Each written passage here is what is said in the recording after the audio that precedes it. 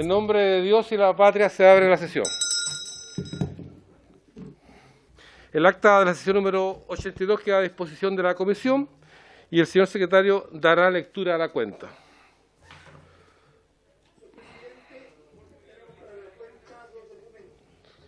Uno, en que se nos comunica el pareo de la diputada señora Marzán con el diputado señor Keitel. Y además, el oficio número 856 de la directora del Sename, mediante el cual remite informe exigido en la glosa presupuestaria número 4 de dicho informe, en que da cuenta de los resultados de las supervisiones técnicas y financieras que se realizan en los organismos colaboradores que reciben recursos para la ejecución de programas dirigidos a niños, niñas y adolescentes. Además, se adjunta a este informe el desglose de las supervisiones realizadas el primer trimestre del año 2020. Este documento está en la página de la comisión. Esa es toda la cuenta, señores diputados. Muchas gracias, presidente. Que son datos Para que contamos con la presencia del diputado Sangüesa, quien nos honra con su presencia hoy día. Así que muchas gracias, diputado, por asistir a esta sesión. Bien, esta sesión tiene... antes nada, ofrezco la palabra sobre puntos varios. Queda ofrecida la palabra, diputado Carter, diputado Raúl Soto, diputado Keitel, diputado Alarcón, diputado Sangüesa, diputado Longton, nada, en absoluto. Bien, entramos entonces de lleno al punto que nos convoca la sesión de hoy día. Esta sesión tiene por objeto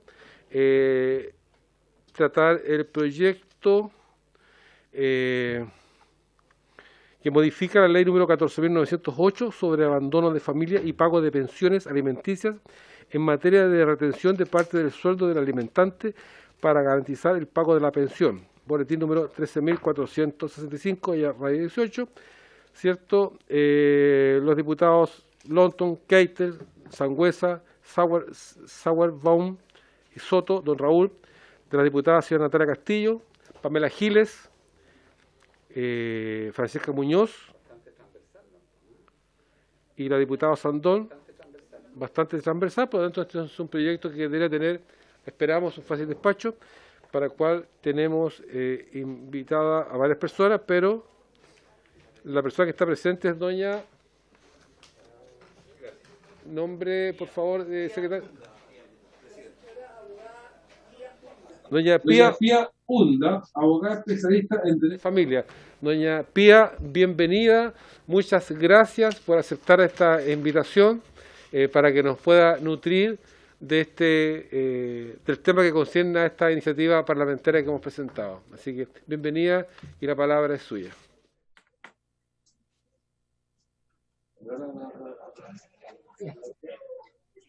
Buenas tardes, señor presidente. Buenas tardes a los señores diputados. Muchas gracias por la invitación. Efectivamente, hoy día existe un vacío respecto a la modificación que se quiere efectuar, porque tal cual lo dice la norma, debería existir la retención judicial en los ingresos, la retención judicial respecto al pago de las pensiones alimenticias. Pero hoy día eso es facultativo del juez. Y por regla general, las retenciones se están produciendo cuando existen varios meses en que el alimentante o el demandado deja de realizar el pago de la pensión de alimentos. No, hoy día, cuando se emite una resolución en que se fijan alimentos provisorios o cuando ya hay una sentencia en que se fijan alimentos definitivos, la retención no está dada. Por lo que considero que es bastante bueno lo que se está solicitando, porque de esa forma podríamos lograr que aumentar el porcentaje de las pensiones alimenticias que eventualmente hoy día no se están pagando.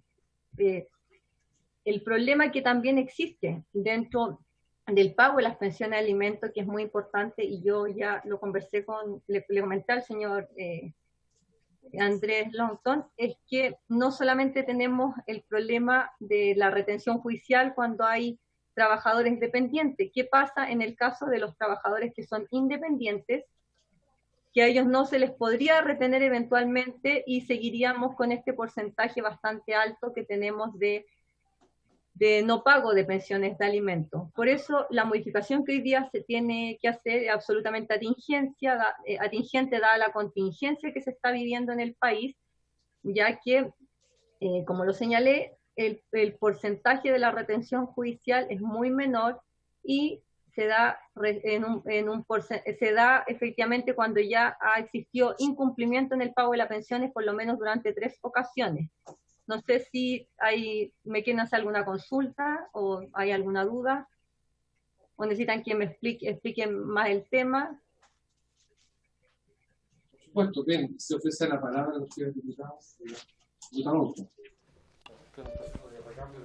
Presidente, sí, señor Argambe recién.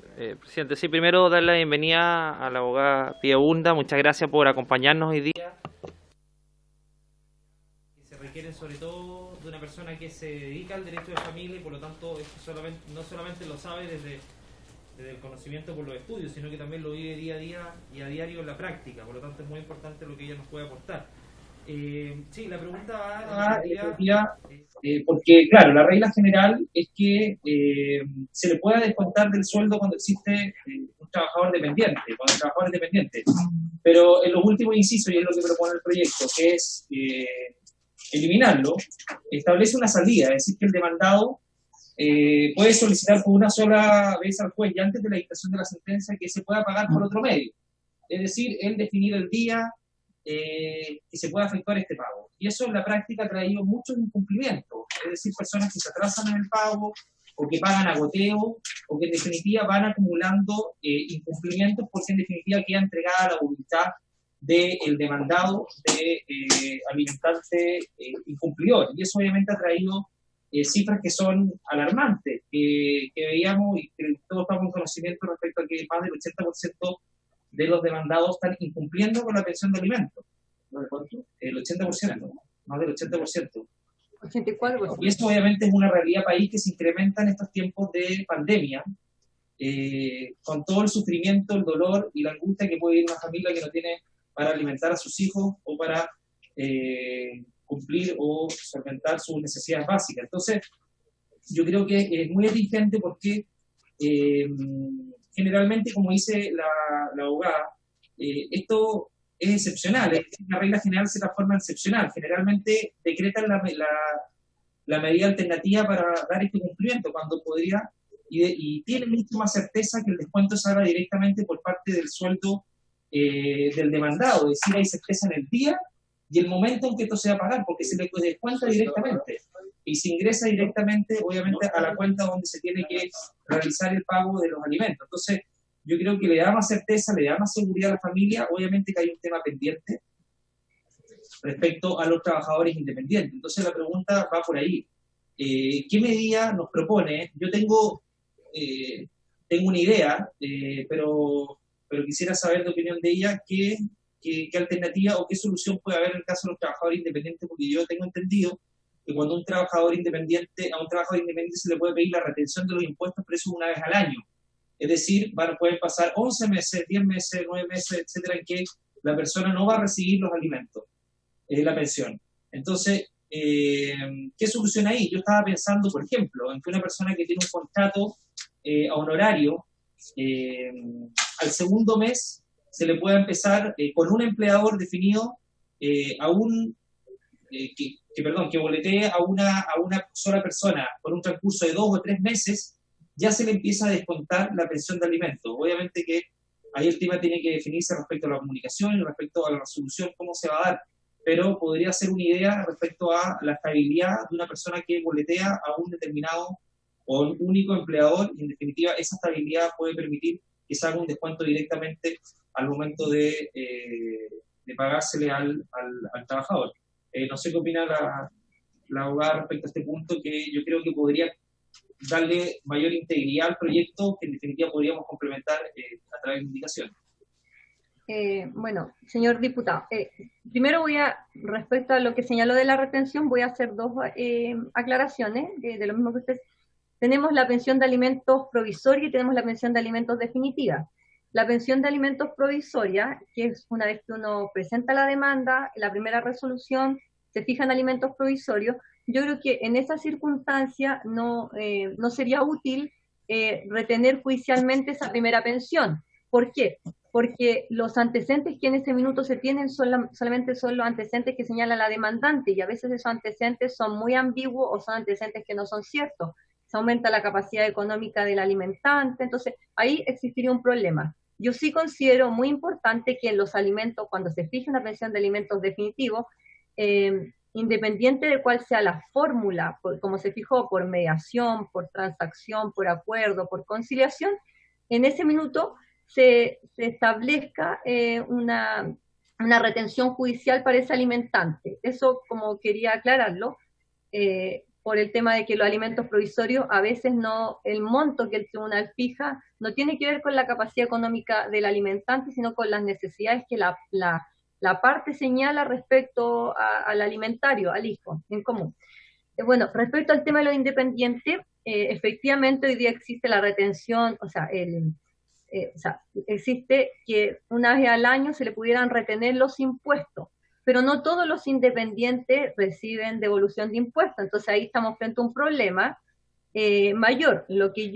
Y no todos los independientes, o sea, yo lo veo a diario, ellos no pagan la pensión no porque no tengan los ingresos suficientes en la mayoría de los casos, sino porque efectivamente no desean pagarlo. La fórmula que yo creo es, considero que sería apropiada y quizá es un poco coercitiva, es que si el independiente no paga dos pensiones ya tiene 2 pensiones alimenticias deudadas, debería volver el apremio que existía antes, que se pudiera ir a su casa con orden de allanamiento y de cerrajamiento, que hoy día esa facultad hoy día no la tiene Carabinero. Entonces, ¿qué pasa?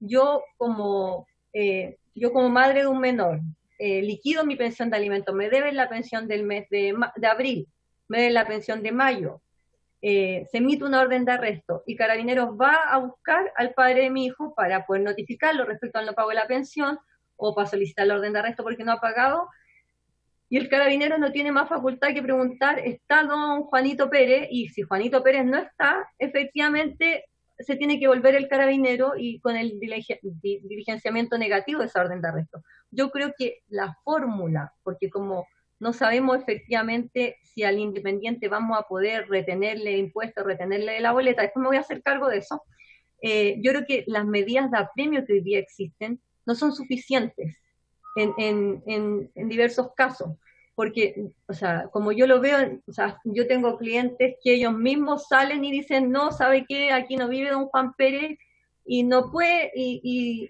no hay orden de arresto, no hay nada, y no pagan la pensión y pasan así años. Y hay pensiones millonarias de gente que no ha pagado durante 10 años porque no tiene un empleador y es independiente y el Carabinero no tiene la facultad para poder detenerlo. Entonces yo creo que ahí tendríamos que ver.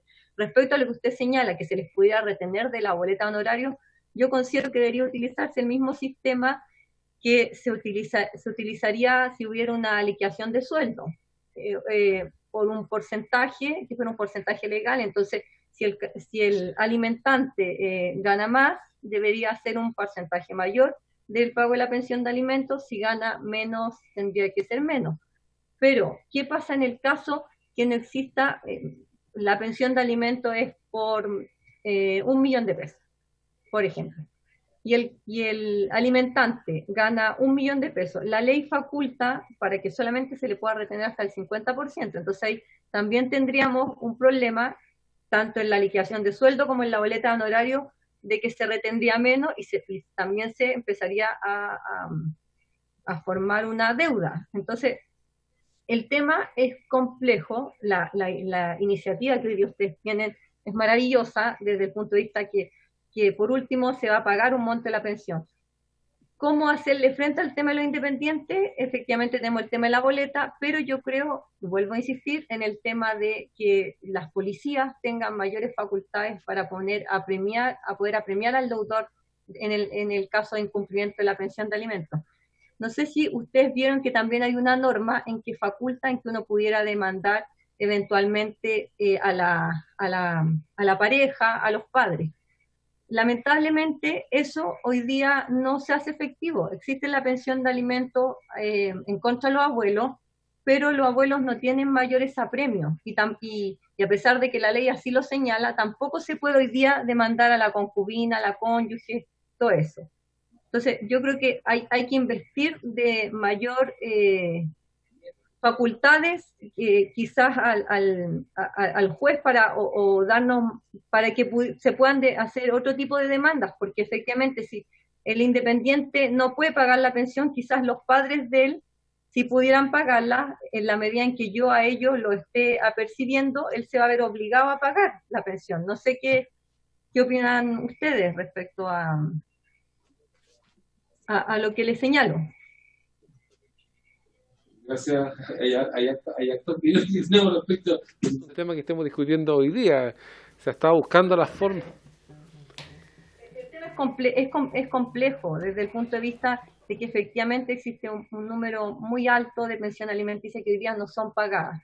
Entonces, bastante, o sea, lo que ustedes quieren hacer es muy bueno, poder modificar y ya con eso podríamos quizá en todo el caso de los independientes, porque hoy día, ¿qué pasa? Los tribunales fijan una pensión de alimentos y se tiene los 5 primeros días del mes para pagar en una cuenta abierta del Banco Estado para esos efectos. Y eso obviamente no está ocurriendo. En el caso del empleador, me imagino que eso tendría que ser antes de esos días, según cuando tenga la fecha de pago, y eso tendría que quedar consignado en el tribunal. También sería importante que el oficio en que se solicita al empleador el pago de la retención judicial sea un oficio que sea enviado directamente por tribunales al empleador. Porque hoy día, ¿qué pasa? Uno tiene que notificar a veces por receptor particular y eso entraba también un poco el proceso de la retención judicial. Lo bueno hoy día con la pandemia están mucho más asequibles los tribunales a la retención judicial, o sea, a la retención judicial, y se está haciendo vía correo electrónico, pero esa no es la regla general. La regla general es que uno tenga que notificar al empleador, y eso obviamente entrampa también la situación del pago de la pensión de alimentos, demora por lo menos un mes más. Muchas gracias. Diputado que está pidiendo la resolución de la palabra. El diputado Keitel. Diputado Keitel.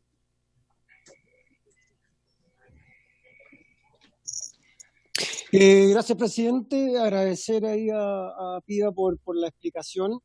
Y una pregunta, Pida, y perdón de repente por la ignorancia, pero de las palabras que has dicho tú y la explicación, la clara explicación, me queda la duda sobre los independientes y darle las facultades a Carabineros, en el fondo, después de 2 meses o 3 meses, y especialmente en el periodo que estamos ahora de mucha gente que está perdiendo el trabajo y que claramente podrían tener las intenciones de sí pagar su pensión alimenticia, pero claramente de repente sin trabajo, no tienen el recurso económico como para hacerlo, y al darle la facultad a Carabineros de que de un día para otro, 2 meses después o 3 meses después, puedan entrar, casi que botarte la puerta, llevarte preso, y a la larga quizás no se miden intenciones.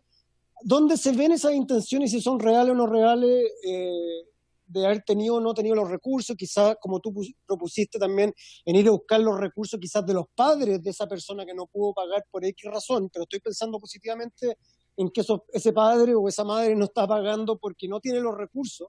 Entonces, ¿qué pasa si los padres tampoco tienen los recursos? Porque una familia quizás bastante vulnerable, que hoy día, como sabemos, ya pasamos las 2 cifras de cesantía y cuánto problema asociado. Entonces, es saber de mejor manera si esas atribuciones a Carabineros realmente son necesarias y cómo pueden de alguna u otra forma separar a quien no quiera pagar porque no tiene los recursos, siendo independiente, o realmente una persona que se esté pasando de listo.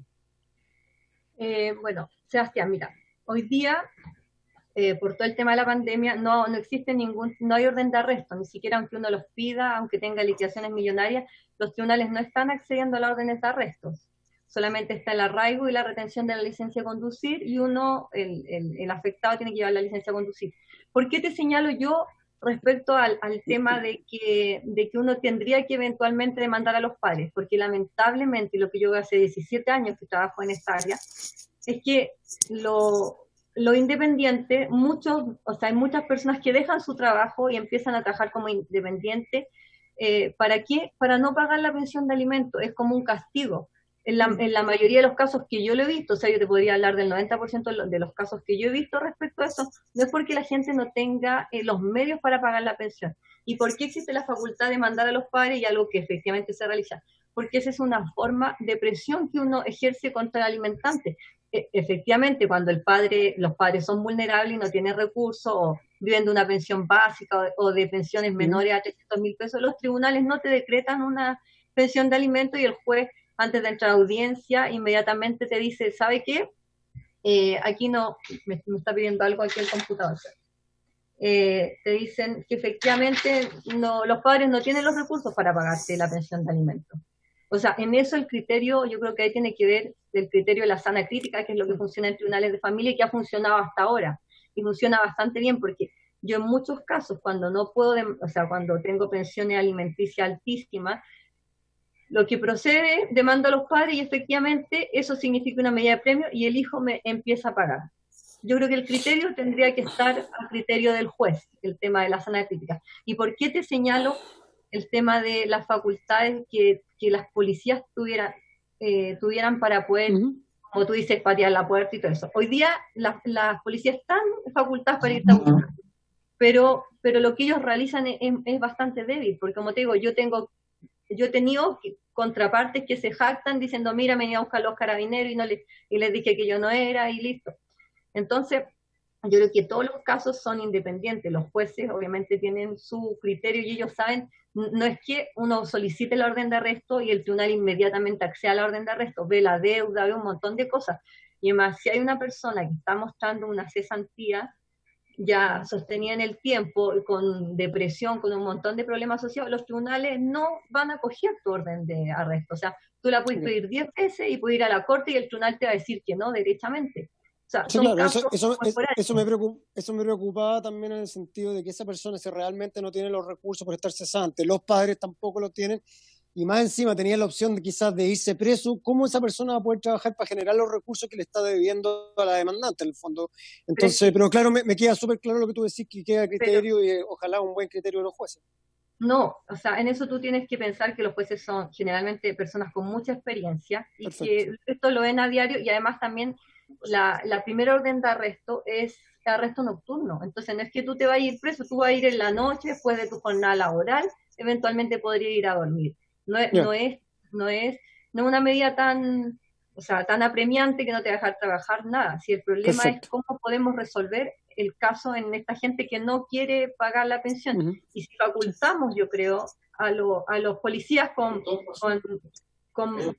que puedan entrar con allanamiento, cerrajamiento, yo creo que habría muchas más personas, porque aunque tú no lo creas, cuando llega la policía, la gente misteriosamente tiene los 3 millones, los 4 millones que ha debido y te paga inmediatamente para no irse detenido. Y yo eso lo he visto mucho.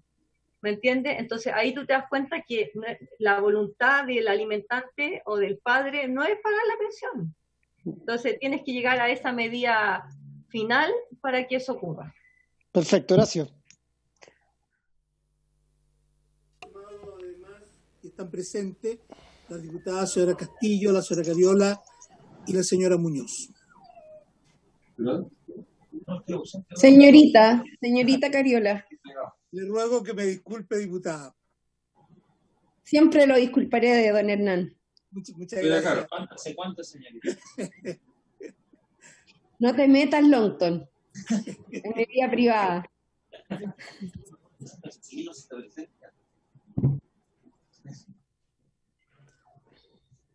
Ok, diputada. ¿Pidió la palabra? ¿Quién pidió la palabra? ¿Nadie? No nos han pedido la palabra todavía, presidente. Bueno, se ofrece la palabra a las diputadas y diputados. Yo, presidente. Acá, diputada Muñoz. ¿Perdón? La diputada señora Muñoz. Yo tengo una consulta. Pero por supuesto, diputada.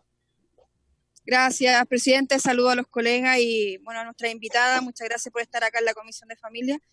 Y más que nada, yo quería plantear una inquietud en cuanto a los temas que nos han planteado hartas organizaciones, ¿cierto?, con este tema tan sensible que es el pago de las pensiones de alimentos.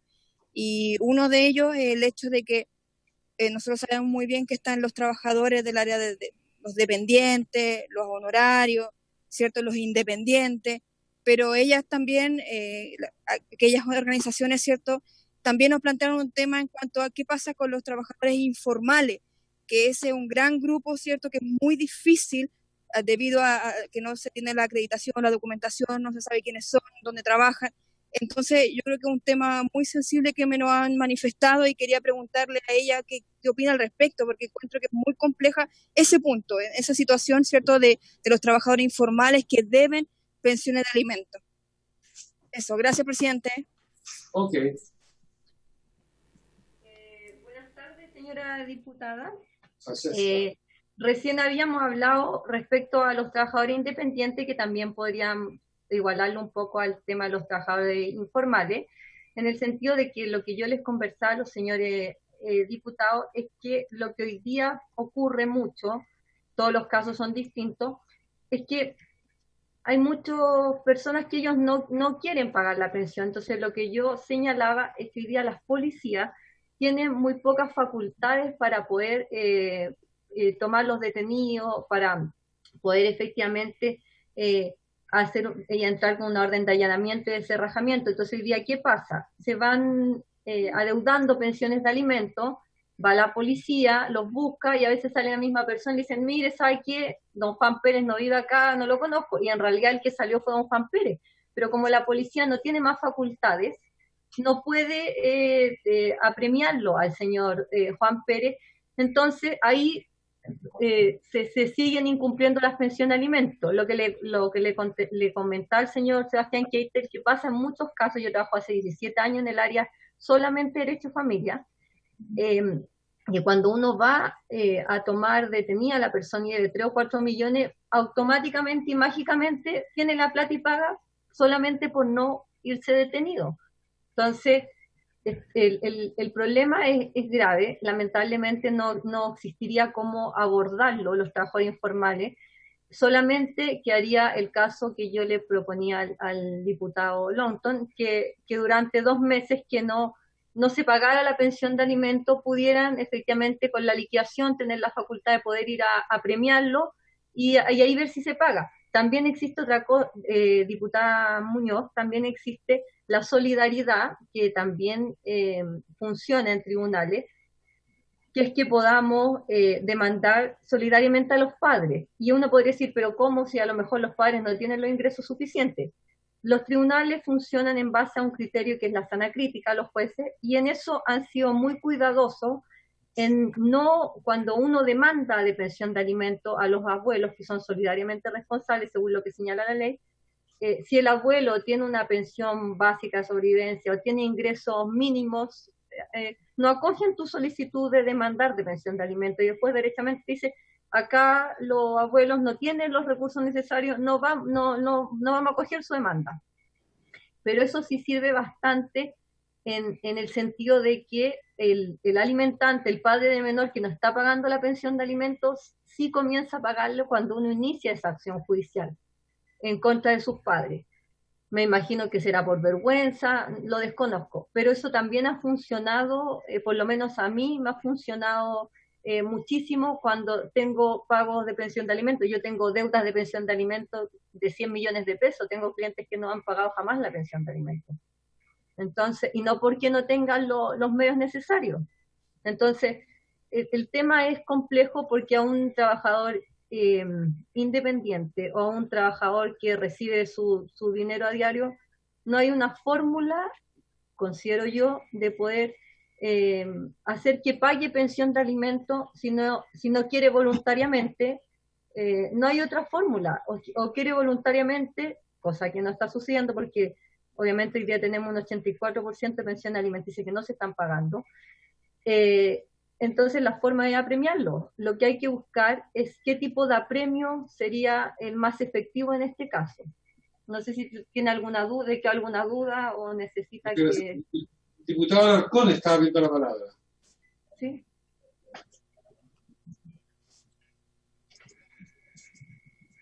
Ahí sí. Yo recién estoy entrando a la comisión y voy a pedir datos básicos, como qué porcentaje de pensiones alimenticias no se pagan y qué porcentaje se pagan. Porque la pregunta mía es que esos padres no quieren a sus hijos, ¿cómo no va a haber un mecanismo diferente de conexión existencial que movilice emotivamente a la persona? Pero la pregunta básicamente es qué porcentaje de pensión alimenticia se paga y qué porcentaje no se paga. Bueno, al mes de mayo el porcentaje de pensión alimenticia sin pagar serán el 84%. Eso era al mes de mayo de este año. ¿Puedo preguntar de nuevo? Sí, ¿puedo preguntar de nuevo? Ya, porque tiene palabra el diputado Sangüesa. Diputado Alarcón. Ya, sigo dentro de la ignorancia, pero el tema me tiene que interesar mucho.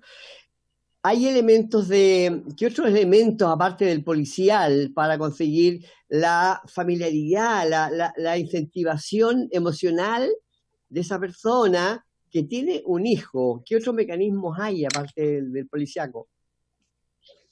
Lo que pasa es que hoy día los mecanismos, si tú me preguntas por los mecanismos de apremio, tenemos la orden. No, aparte de los de apremio, es decir, ¿qué porcentaje de poder conectar a ese padre con ese hijo para incentivarlo? Es que yo creo que cuando uno tiene un hijo tiene una obligación moral, independiente de si tiene contacto o no tiene contacto. Entonces yo creo que ahí usted me quiere decir que no hay usted me quiere decir que no hay mecanismos de conexión emotiva para suscitar en la persona que no paga esa pensión el cariño. No hay nada más que lo legal que usted dice. O sea, cuando uno está en un juicio de alimentos, generalmente cuando uno llega a un juicio de alimentos es porque obviamente falló todo lo demás y uno tuvo que llegar a tribunales.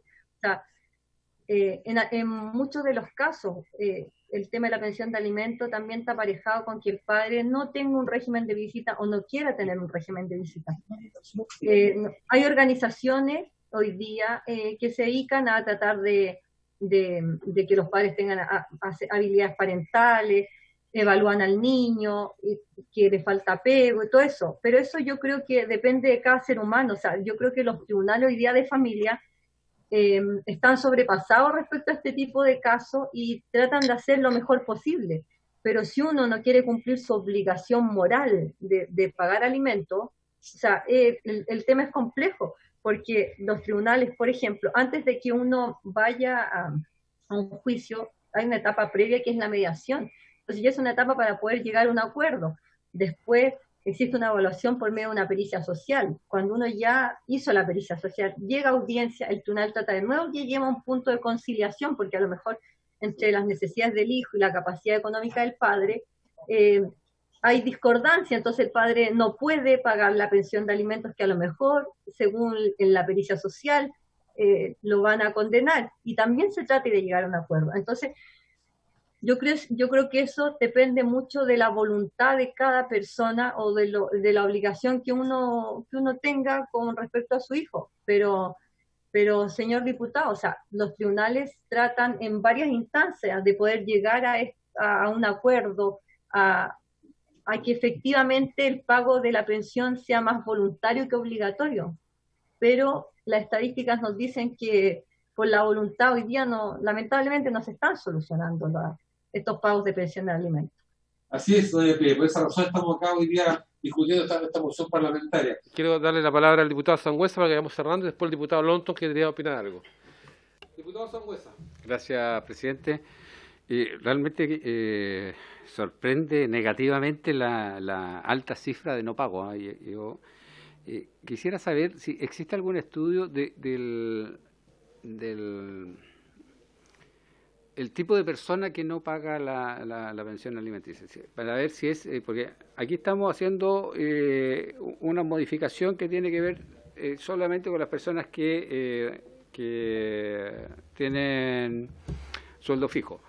Pero yo no sé si de la totalidad de ese 84%, que lo encuentro altísimo, el número de gente que no paga, ¿qué representan los trabajadores dependientes? ¿Un 10, un 50, un 100?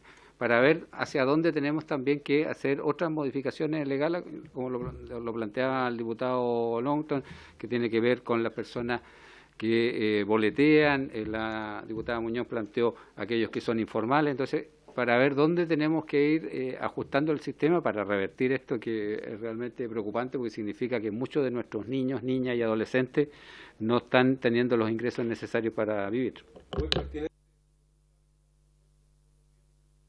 La palabra al diputado Longton para que usted pueda redondear. Diputado Longton. Gracias, presidente. Sí, en la misma línea del diputado Sangüesa. Claro, es importante determinar cuánto porcentaje, ese 80 y tanto por ciento, son trabajadores dependientes. Pero, y circunscribiéndome al proyecto, hoy día, en la actualidad, en base a su experiencia, ¿cuánto porcentaje de pensiones alimenticias no se decretan directamente con un descuento del sueldo del demandado, existiendo dependencia, es decir, siendo un trabajador dependiente? Ese dato me gustaría tener, porque como está establecido hoy día en la ley, sin la modificación propuesta, esta debería ser la regla general y la excepción debería ser la solicitud del demandado de poder tener por otro medio la forma de pago, es decir, una forma de pago voluntario mes a mes, pero eso no necesariamente debería otorgarse por el juez. Entonces la pregunta es, ¿qué porcentaje de las pensiones de alimentos se decreta que el pago no sea mediante el descuento existiendo empleador conocido? Eso. Muchas gracias, diputado. Doña Pía, si pudiera responder a estas inquietudes. Disculpe, doña Pía, por favor. Sí, adelante.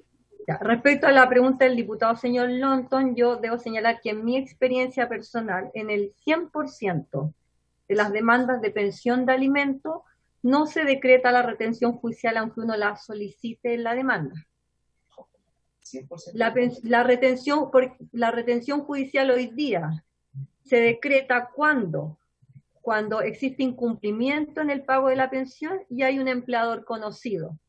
Actualmente, por la pandemia, los tribunales han agilizado mucho más acceder a que se retenga judicialmente, y eso me ha llamado gratamente la sorpresa, porque yo lo he pedido en 5 casos y en 5 casos ha sucedido, pero cuando ya hay un incumplimiento del alimentante, no cuando uno lo ha solicitado en la demanda pertinente. Entonces, hoy día la excepción sería lo que ustedes quieren, lo que quieren modificar, que la retención judicial sea la regla general. Hoy día esa es una excepción que es después de varios incumplimientos en la pensión de alimentos.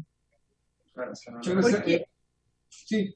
Para finalizar, ¿por qué? Porque cuando uno lo solicita en la demanda, basta que el alimentante diga, no, es que a mí eso me causa un perjuicio. Chuta, ¿y cuál es el perjuicio? No es que mi liquidación de sueldo va a parecer que tengo una retención judicial y que gano menos. Y ese es el perjuicio que hoy día tiene el alimentante. Y ese es el perjuicio que el tribunal lo toma como válido. Creo que algo quería, la colita de la pregunta. Diputado Longton. Una precisión, gracias, presidente. ¿Cuánto tiempo pasa desde que no se descuenta que sea por el sueldo del demandado para que el tribunal, ¿cuántos incumplimientos tiene que haber? Es el primer incumplimiento que vuelven a la regla general del descuento. ¿Y cuántos meses pasan generalmente? Porque veo acá, lo más probable es que haya una suerte de diligencias constantes que implican obviamente el gasto de recursos, de abogados por parte de la demandante o persona que está solicitando los alimentos, y en ese sentido obviamente que también hay un perjuicio económico de tiempo. Que quisiera saber cuántos incumplimientos hay y cuántos meses tienen que pasar efectivamente para que se revierta esta medida y se decrete la regla general.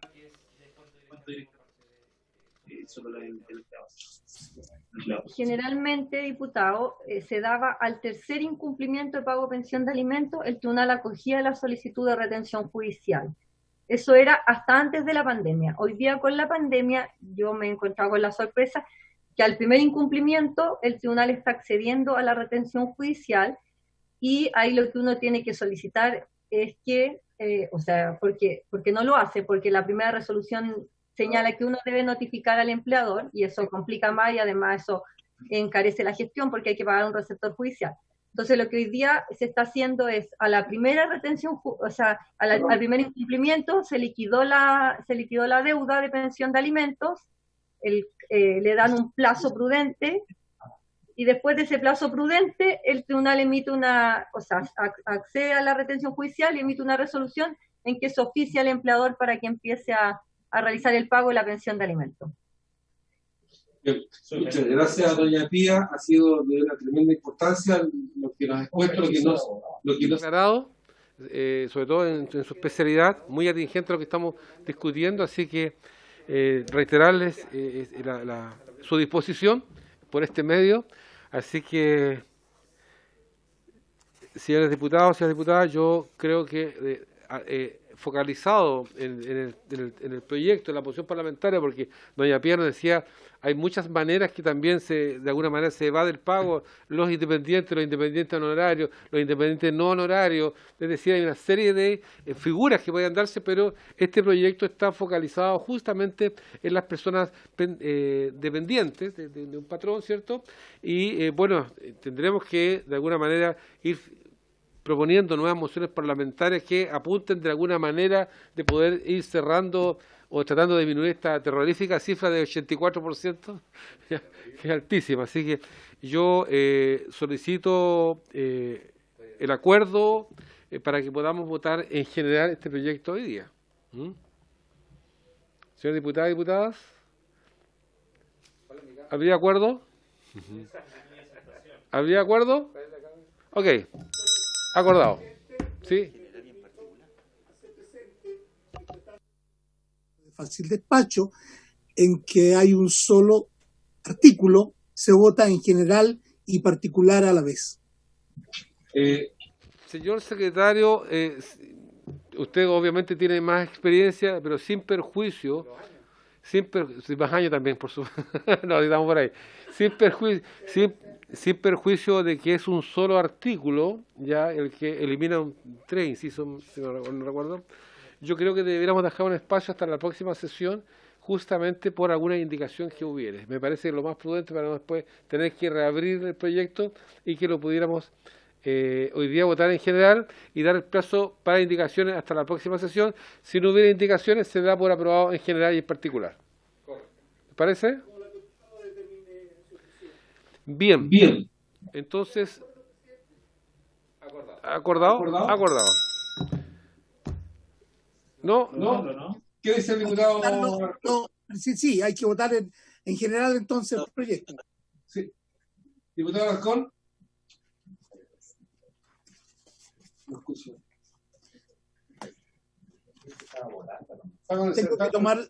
Ahí sí, ahí me escucha, parece. Bueno, según lo que usted dice, que se vote hoy día en general y después... Es que yo estoy recién ingresado acá y no tengo el respaldo como para votar en una ley de estas características. Yo pienso que podríamos extender un poquitito para poder estar empapados en eso y operar con responsabilidad. A ver, diputado Alarcón, este es un proyecto que está hace bastante tiempo ingresado. Está distribuido a todos los diputados y diputadas.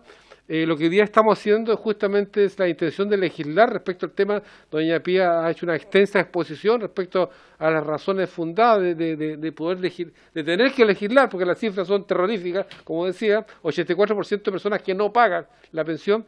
Por lo tanto, lo que hoy día estamos tomando el acuerdo es justamente votar en general y dar plazo hasta la próxima sesión, que es la próxima semana, para las indicaciones y ahí votar en particular si hubiera indicaciones.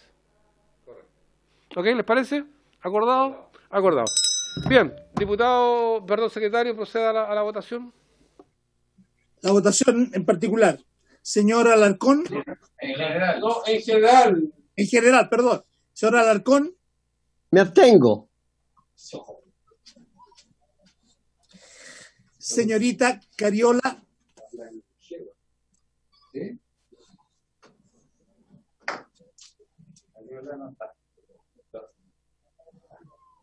¿Cita Cariola? Estoy acá. Solo que se me había apagado el micrófono. Oye, mira, yo quiero hacer presente un par de cosas. No sé quién es el autor principal de este proyecto de ley.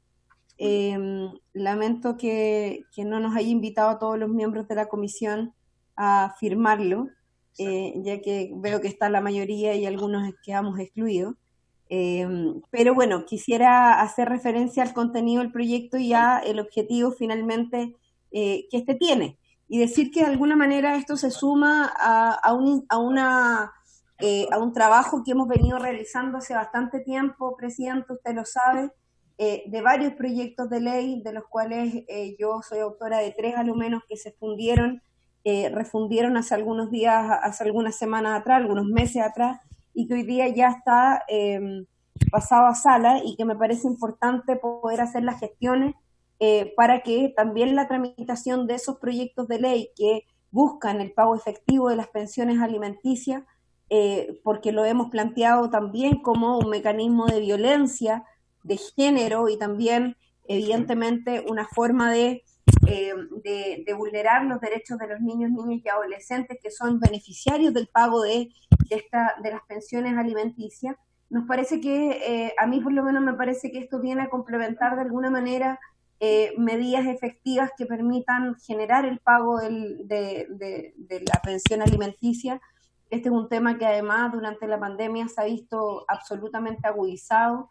En parte de las acciones de violencia a las que las mujeres están expuestas tienen que ver precisamente con esta violencia económica, que es que la responsabilidad del cuidado de los hijos termina recayendo totalmente en ellas, porque son la gran mayoría las mujeres las que se hacen cargo del cuidado de los hijos e hijas, y frente a esa situación, obvio que estoy de acuerdo, disponible a poder presentar algunas indicaciones de aquí a la próxima semana en que tengamos que votar el artículo en particular, pero al menos en la idea de legislar, en lo general, estoy de acuerdo, Presidenta, así que voto a favor.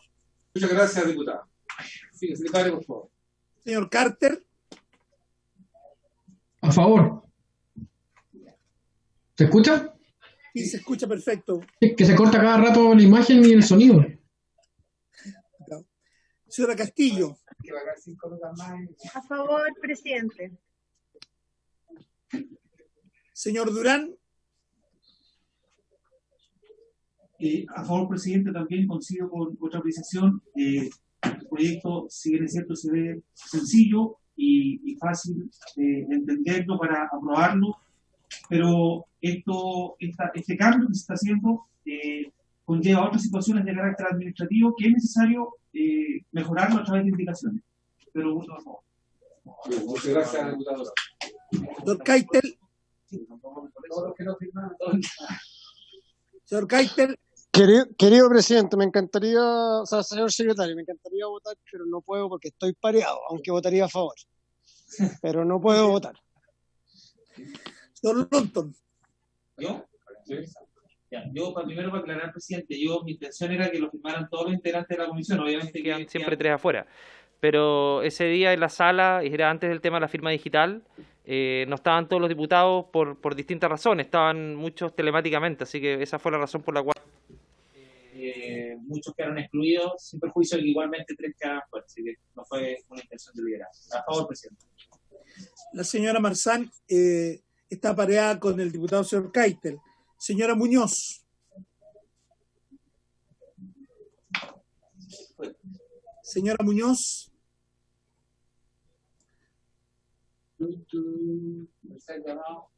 Se perdió la conexión con la diputada Muñoz. Diputado señor Zafirio.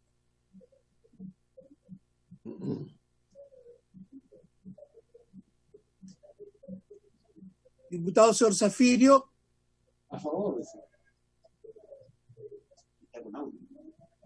¿Está con audio, diputado Zafirio, no? Sí, está con audio. Para el acta.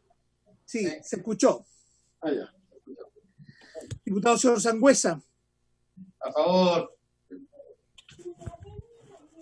Diputado señor Soto. A favor. Diputado señor Rocaful. A favor. ¿Han votado todas las señoras y señores diputados? Todos. Sí. Resultado de la votación: 9 votos a favor, ninguno en contra, una abstención. Aprobado en general. Bien. Y, presidente, necesitamos fijar el plazo para las indicaciones, que sería hasta las del próximo miércoles. Hasta las del martes. 14, qué sé ya. Ok. Entonces, comparado y todo. Hasta las 12. Acordado. Hasta el día martes a las 12 del día, ¿les parece? ¿Sí? ¿Ningún problema? Ok. Acordado. Va a enviar por la Secretaría un recuerdo de este plazo. Gracias. Reitero, hasta el próximo martes a las 12 del día es el plazo para las indicaciones, para que puedan estructurar ya el comparado para el día miércoles. Diputada Carol Cariola, dígame. suya palabra. Sí, no es sobre este punto, es sobre otro punto, no sé si me lo permite. Cerramos. No me alcancé a incorporar a las cuentas varias, a los varios, porque estaba en otra reunión. De inmediato le doy la palabra, diputada. Ya hemos concluido la aprobación del proyecto general. Tenemos fijar la fecha para indicaciones. Si hubiera indicaciones, lo debatimos en particular en la próxima sesión, y de lo contrario, quedaría por aprobado. Obviamente haremos igual el momento como corresponde para que quede en acta la aprobación en particular. El proyecto, entonces, ya pasamos al otro punto que quiere que manifiesta la diputada Carol Cariola, sino antes volver a agradecerle a la señora Pía Hunda, ¿cierto?, por su aporte, y esperamos contar en próximas sesiones también con su importante aporte que nos hace respecto a un tema tan delicado y tan complejo como justamente tiene que ver con los menores. Y por lo tanto nos puede acompañar en la votación, ningún problema. Siempre cordialmente invitada. ¿Ok? Muchas gracias, doña Pía. Muchas gracias por la invitación. Bueno, cuando usted lo estimen conveniente, yo feliz de poder participar con ustedes, porque esta es el área a la que me dedico, y tal como dijo la diputada Cariola, o sea, ya las madres no pueden seguirse haciendo cargo de los hijos en circunstancias que son ambos padres los que tienen que contribuir en la mantención. No podemos cargar eso y aumentar seguir aumentando estas cifras. Así que muchas gracias por la invitación y me retiro, así que hasta luego. Gracias, hasta luego. Gracias a Dios. Diputada Carol Cariola, ¿qué tan importante es lo que nos tiene que decir o compartir con nosotros? Bueno, usted juzgará la importancia, presidente, pero son dos puntos que para mí son muy importantes y que quiero poner sobre la mesa. Mire, lo primero, presidente, es que me parece tremendamente relevante que, a propósito de nosotros ser la Comisión de Familia y Adulto Mayor, podamos recibir o solicitar, invitar a una conversación con nosotros y nosotras, ¿cierto?, al ministro de Desarrollo Social, y también al director del Senama, porque me interesa saber, conocer en detalle qué medidas concretas ha tomado el gobierno en función del control de la pandemia respecto de los adultos y adultas mayores. Pregunto esto, presidente, porque hay varias situaciones que tienen que ver con la situación de los adultos y adultas mayores, que todos sabemos se configuran como una de las primeras poblaciones de riesgo en el contagio del COVID-19. Y nosotros hemos recibido distintas observaciones desde el territorio de adultos y adultas mayores que tienen que ir personalmente, por ejemplo, a cobrar su pensión a aquellos lugares donde la pensión se paga. Cuestión que les significa no solo tener que salir de su casa y por tanto romper las cuarentenas en las que el confinamiento domiciliario en el que han estado para proteger su salud durante todos estos meses, sino que además se exponen tremendamente a la posibilidad de contagio en los espacios públicos donde tienen que llegar a cobrar la pensión. Y hasta ahora no ha habido, lo hemos planteado a través de circulares, cartas, oficios y ese tipo de cosas que sabemos que no tienen respuesta y que el Ejecutivo está cada vez más negligente respecto de entregar información sobre las acciones que se están llevando adelante. La verdad es que hasta ahora por lo menos no ha habido voluntad de poder facilitar ese mecanismo de entrega por la vía del depósito a través del Banco Estado, a través de la cuenta RUT o incluso a través de un representante directo, hijo o hija que puedan tener un poder especial para poder hacer cobro directo de la pensión y poder ayudar con eso, ¿cierto?, que los adultos y adultas mayores no tengan que salir de sus casas. Creo que ahí hay un punto que al menos a mí me parece preocupante, que necesitamos abordar, que creo que la Comisión puede jugar un rol para poder generar una modificación en esta línea. Y lo segundo, presidente, es que me gustaría que pudiéramos oficiar desde la Comisión a el Ministerio de Salud y ojalá a cada uno de los servicios de salud de la región metropolitana, y si se quisieran sumar otras regiones también. Yo pensaba partir por la región metropolitana, que es donde se concentra la mayor cantidad de personas con contagio, para poder saber cuántos son los adultos y adultas mayores que han fallecido a causa del COVID. Me interesa tener el número y ojalá dividido por edad.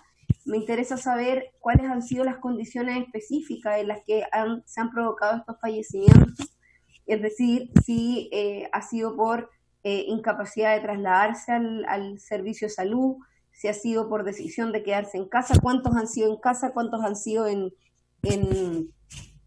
sus hogares, en hospitales, cuántos han sido en ambulancias también, a propósito de que sabemos que en los hospitales públicos las ambulancias están esperando en un promedio de 7 u 8 horas el poder ser atendidos en los hospitales por falta de camas para poder generar los ingresos.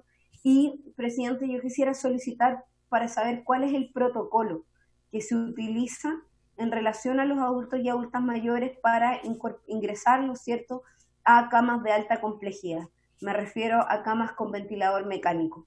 Y digo esto, presidente, porque quiero ser extremadamente responsable en torno a denuncias que hemos recibido de médicos y médicas que trabajan en hospitales públicos y que nos han comentado que dentro de definiciones internas que no están por escrito, pero que sin embargo se aplican de esa manera, se está evitando y más bien concretamente descartando priorizar a un adulto mayor sobre 75 años para la utilización de un ventilador mecánico en la eventualidad de que que los cupos estén todos cubiertos.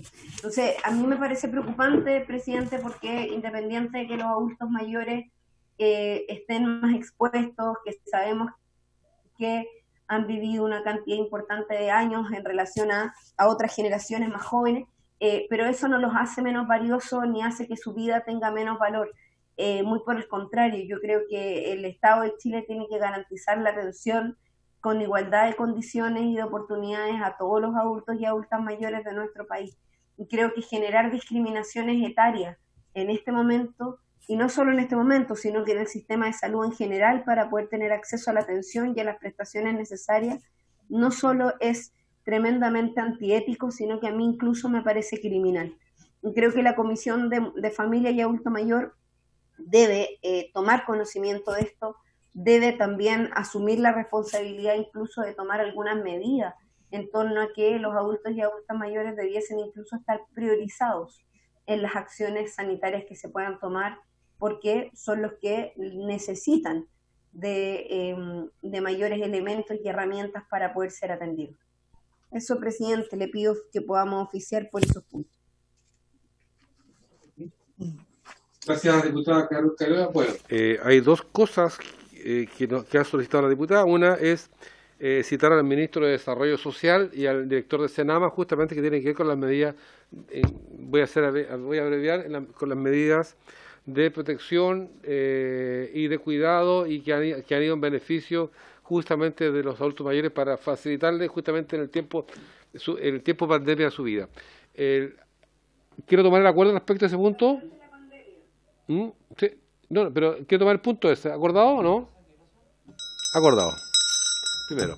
Segundo lugar, respecto... ahí no me quiero... ¿Sí? Ojalá que este ministro de Desarrollo Social venga, porque el antiguo ministro de Desarrollo Social fue invitado a lo menos 7 veces y no fue capaz de venir a esta comisión. Yo tengo más esperanza con Cristian Monkever. Ya, vamos a hacerlo, vamos a intermediar a través del diputado Lonton que pueda venir. Respecto al segundo punto que solicitó la diputada Carol Cariola, tiene que ver justamente también con los adultos y adultas mayores respecto a los fallecimientos, en qué condiciones, ¿cierto? Y los protocolos justamente para el uso de las camas de alta complejidad. Es un tema larguísimo, pero, diputada, ¿específicamente lo está pidiendo a nivel nacional o en Santiago? Yo creo que Santiago ha sido más complejo. ¿Perdón? Yo pedí que lo solicité a nivel metropolitano porque tenemos la mayor concentración, pero si queremos pedir la información a nivel nacional me parece muchísimo más completa. Lo que pasa es que atendida a la urgencia y la necesidad de encontrar información lo más rápido posible, y porque yo creo que se extendería mucho si es todo el país, en tratar de captar toda la información. A mí me parece atendible en una primera instancia que nos pudiera entregar la información de Santiago, del área de la región metropolitana. Ahora, si tiene otra información, mejor todavía. Pero yo focalizaría... Ahí están concentrados, presidente, la mayor cantidad de casos las situaciones más críticas desde el punto de vista de los colapsos. Especialmente lo digo por el Hospital San José, que está en una zona del distrito que yo represento, y donde no solo me lo han contado, sino que ya he estado en más de una oportunidad en una acción de visita inspectiva, al igual que el espacio Riesco y otros lugares en los cuales se están utilizando servicios como centros de salud para atender especialmente los pacientes COVID. Y la verdad es que yo he detectado ya bastantes irregularidades en los protocolos de atención, de priorización, y también, y quiero decirlo, en los protocolos de aviso de muertes. Hay personas que cuando mueren en los hospitales, sus familias no se enteran hasta incluso 2 días después de que la persona falleció. Y eso me parece que es una situación que también debiésemos estar al menos al tanto en esta comisión, sobre todo considerando que hay un tema que tiene que ver con la dignidad de los adultos y adultas mayores, por quienes yo creo que la gran mayoría de quienes estamos aquí, espero que así sea, abogamos por el buen vivir, pero también por el buen morir. Morir con dignidad también es una necesidad, y creo que ante eso, presidente, nosotros no podemos más que usar nuestras facultades fiscalizadoras para recoger todas esas herramientas y elementos. Ok, muchas gracias, diputada. Entonces, respecto al segundo punto que ha pedido la diputada Carlos Cariola, no lo voy a repetir yo. ¿Tomo el acuerdo? ¿Acordado? Acordado. Bien. Muchas gracias a usted, diputada Carlos Cariola. Secretario, ¿nada más que tratar? Nada más, señor presidente. Bien, por haberse cumplido el objetivo de esta sesión, se levanta. Salud, diputada Natalia Castillo.